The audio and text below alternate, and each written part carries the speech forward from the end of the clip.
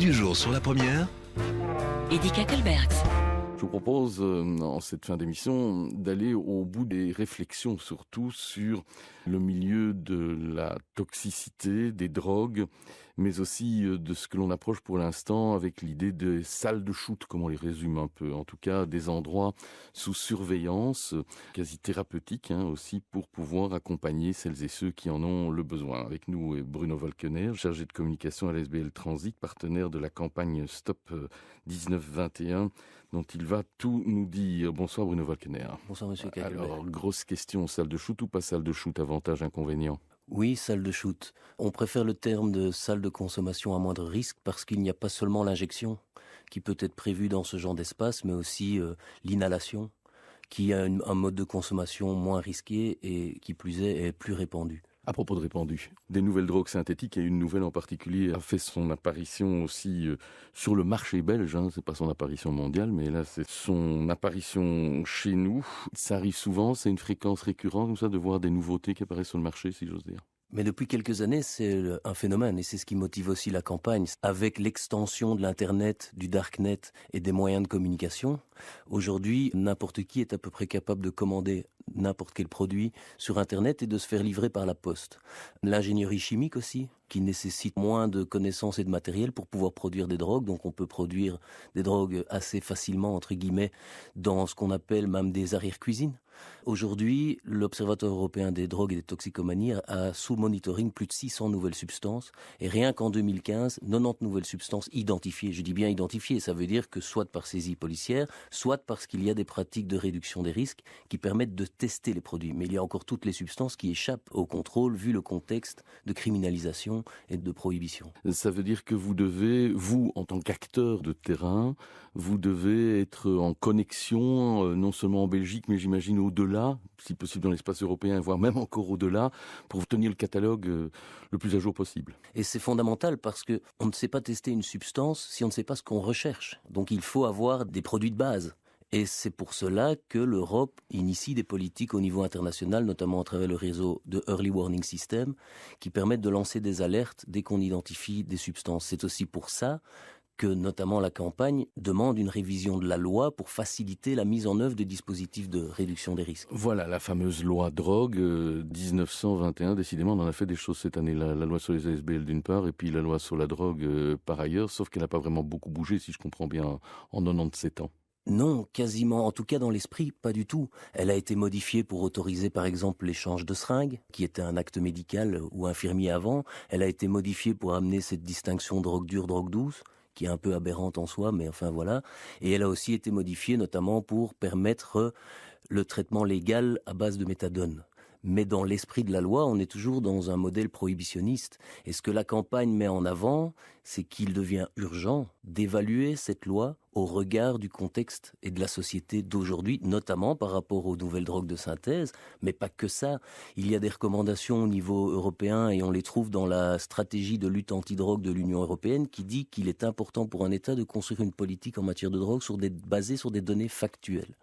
Si on revient sur l'exemple des salles de consommation à moindre risque, toutes les études nous montrent qu'elles sont efficaces. Alors c'est quoi? C'est un tabou moral qui fait que l'on ne franchit pas le pas? Probablement, je dirais même une culture. Pratiquement 100 ans de prohibition, c'est autant d'années d'acculturation, c'est-à-dire autant d'années où on a considéré que les drogues étaient traitées au niveau pénal et que donc, puisqu'elles devaient disparaître, on ne devait plus en parler ou faire mais enfin, la prévention. prohibition, les lois Van der Velde chez nous prohibant l'alcool aux mineurs en particulier, mais enfin, la prohibition aux États-Unis, on sait bien que ça avait montré ses limites. Tout à fait, mais il y a certainement une politique empreinte de valeur morale, même si je pense que la politique de drogue doit englober un débat moral, parce que c'est un débat profondément sur les valeurs d'une société. Alors, la question qui me semble la plus évidente, c'est qu'est-ce que l'on souhaite en matière de drogue? Est-ce que l'on souhaite continuer à criminaliser au prix d'une utopie irréalisable, parce que en 100 ans, on voit bien que les drogues ont explosé, n'ont jamais été aussi disponibles à des prix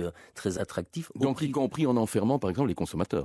Ah oui, tout à fait. Aujourd'hui, on enferme encore. Alors, pas pour un premier délit de simple détention en vue de l'usage personnel. Le problème, c'est qu'il y a toujours cette incrimination de circonstances aggravantes. Donc, toute personne qui transporte sa drogue pour aller la ramener chez lui, ça peut être considéré comme une circonstance aggravante. Donc oui, si on regarde les chiffres de détention, on peut dire qu'à peu près 1 personne sur 3 y est pour des infractions liées à la loi sur les stupéfiants. Allez, on revient à ces salles de consommation. Comment ça se présente? On propose aux toxicos de venir ingérer leur drogue ou des éléments de substitution. On parlait tout à l'heure de l'accès à la méthadone. Ici, vous avez la naloxone, c'est ça? Un naloxone, oui. C'est ça? C'est l'idée de leur permettre de consommer eux-mêmes leurs produits ou bien de progressivement les faire aboutir à quelque chose de l'ordre de la substitution? C'est plusieurs choses. Alors, une salle de consommation, ils viennent avec leurs produits, donc le produit qu'ils ont acheté au marché noir. Par exemple, ce fameux nouveau produit, le fentanyl, par exemple. Par exemple. L'intérêt, c'est que ces salles de consommation, déjà, sont dans un environnement hygiénique optimal, supervisées par des équipes pluridisciplinaires de médecins, psychologues, assistants sociaux. L'objectif, c'est d'éviter les overdoses mortelles, de pouvoir leur fournir un environnement stérile qui va diminuer la propagation de maladies infectieuses. Et surtout, c'est un point d'accroche.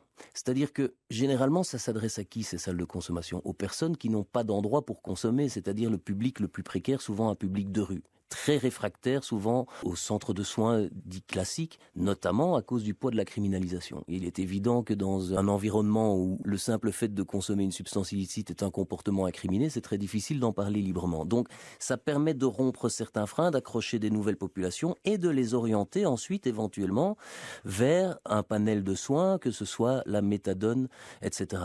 Mais c'est en fait un dispositif humanitaire.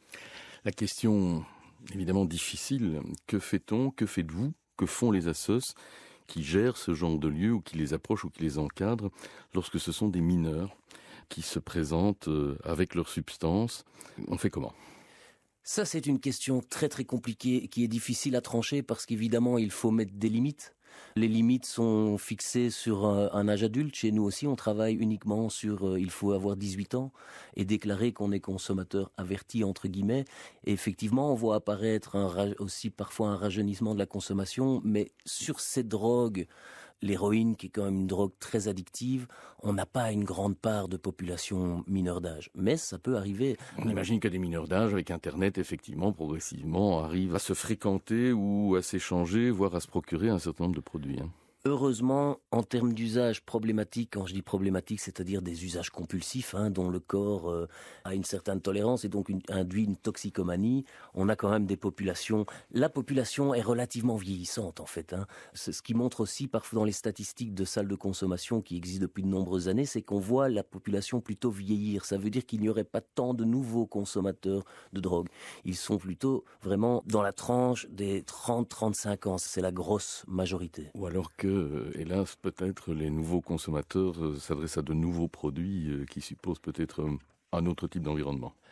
Oui, et le problème aujourd'hui, c'est que et là je voudrais tordre le cou à une croyance, c'est qu'on nous oppose souvent l'idée, quand on vient avec une idée de décriminalisation, que c'est la porte ouverte à la disposition des drogues partout, au droit de consommer des drogues. Mais en fait, c'est aujourd'hui qu'on est dans un marché totalement ultra-libéral, en fait. C'est-à-dire sans aucune norme, ni éthique, ni en matière de publicité. Et vous pensez bien que quelqu'un qui veut faire de l'argent rapidement avec les drogues va avoir peut-être tendance à fidéliser son client et donc à lui proposer des drogues qui fera qu'il reviendra de plus en plus addictives. Voilà. La campagne, donc, avec ce hashtag Stop 1921, la fameuse loi de 1921, il faut donc, on l'a bien compris, que vous arriviez à convaincre de la modifier. Vous vous dites pluraliste, progressif, diversifié, en mots clairs et sincères. Ça veut dire politiquement quoi ?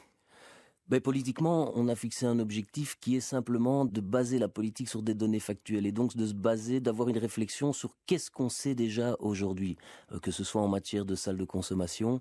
C'est de construire une politique d'abord sur des faits, plus que sur de l'idéologie.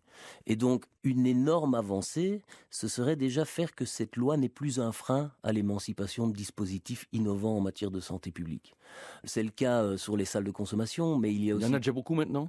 En Europe, 90. Oui. 90 dispositifs. Et en Belgique Zéro. Il y a eu une expérience de diacétylmorphine à Liège, mais qui n'était pas tout à fait la même chose. C'est le même environnement, sauf que là, les gens venaient et recevaient le produit. Il était prescrit par un médecin avec un suivi thérapeutique. C'est un dispositif très intéressant. Là-dessus, par contre, je voudrais signaler quand même, et c'est aussi l'objectif de la campagne, c'est que ce qui apparaît de plus en plus, c'est un déséquilibre entre une loi fédérale des attitudes d'un gouvernement fédéral qui réaffirme une volonté de tolérance zéro. On entend même de war on drugs, la guerre à la drogue. Et de l'autre côté, les régions, et notamment la région de Bruxelles-Capitale, qui adoptent une attitude plus rationnelle et plus progressiste. Notamment, il y avait un accord de gouvernement sur la création d'un centre multimodal qui permet d'avoir un accès encore plus large aux soins que les soins strictement liés à la toxicomanie, des soins dentaires, etc. Et aussi de leur relancer le projet TADAM, donc de diacétylmorphine dans un centre. Donc ça, c'est un projet. Mais encore une fois, la loi est souvent brandie comme un obstacle. Vous espérez convaincre d'ici aux campagnes politiques dans un an que cela entre dans certains programmes ? Exactement. On voudrait vraiment que cette question fasse société, c'est-à-dire que beaucoup pourraient considérer que les drogues, ça ne concerne que les usagers de drogue, mais en fait non, ça concerne la vie dans la cité. On est quand même dans un contexte de précarisation de plus en plus important. Nous, on le voit tous les jours. Chaque année, depuis 2008, on a augmenté de 40% le taux de passage. Donc on a un centre bas seuil d'accès sans condition. Les gens peuvent venir se poser, prendre une douche, prendre un repas. On est à 11 000 passages sur l'année. Oui, plus 40% depuis la crise de 2008. Il est évident, et ça c'est très important, que les drogues doivent être comprises aussi dans un contexte. Et des expériences ont été menées en laboratoire, notamment sur des rats. Vous isolez un rat dans une cage, vous lui mettez un placebo et une drogue, il va surconsommer la drogue. Ensuite, vous l'introduisez dans un environnement avec plein de jeux, une très belle cage et des compagnons, naturellement, il consomme plus le produit. Donc c'est important de comprendre que si l'on veut donner les chances aux personnes de ne pas consommer ou d'arrêter leur consommation, il faut qu'ils aient de quoi s'épanouir dans la vie. Et c'est clair que dans une société qui précarise de plus en plus, c'est très paradoxal de réaffirmer la guerre à la drogue. Il vaut donc mieux ne pas avoir d'environnement anxiogène pour aider évidemment à s'en sortir. Merci d'être venu nous en parler. On suivra ce dossier très attentivement. Merci Bruno Walkener. Merci à vous.